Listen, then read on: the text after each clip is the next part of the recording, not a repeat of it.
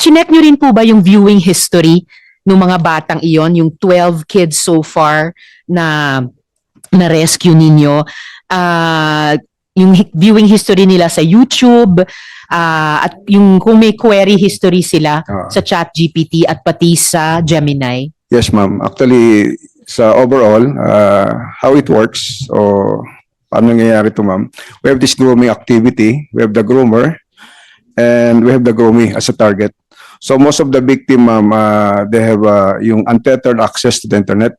So 5 hours up. They are chronically online, we call them. And those who want connection or some are minimal parental supervision. So ito yung mga easy targets for the groomer. And the modus of this groomer, ito yung mga vulnerable online targets, mga victim, ma'am. Then they groom victims to commit violence and make ruthless, some extortion. So paano nangyayari extortion? Kaya nga yung chat message with Roblox, lumilipat sila ng other social media platform like Telegram, Messenger. So doon ako on Discord. Then andun din yung to influence them on the violence. Then some we call this radicalization and recruitment. So may kami tinatawag din na ini-influence din 'tong mga nag-groom, ma'am,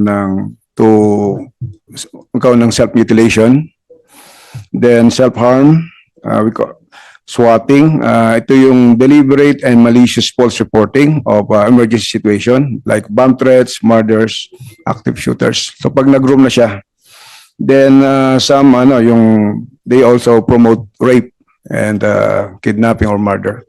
So yung ating mga materials na nakuha nga, ma'am, mga replica of ng mga air soap, like sa Las Piñas, no? Las Piñas, nakakuha tayo ng ilang replicas of firearms doon, mga AK-47, M4, so a replica, then air soap. Then meron din tinatawag ng mga gore content. So these are yung mga like itong website featuring gore content, yung mga www.watchpeopledie.tv. So ito yung mga site na pinupuntahan ng itong mga nag-groom.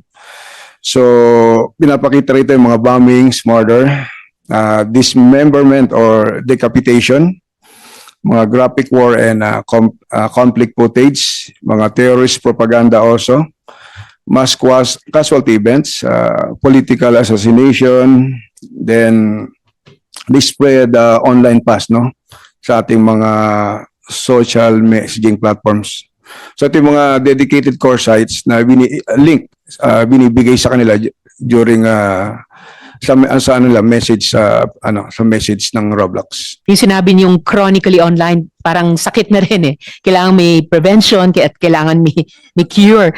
Kahit yung binanggit niyong radicalization, so mukhang may indications ng deep indoctrination.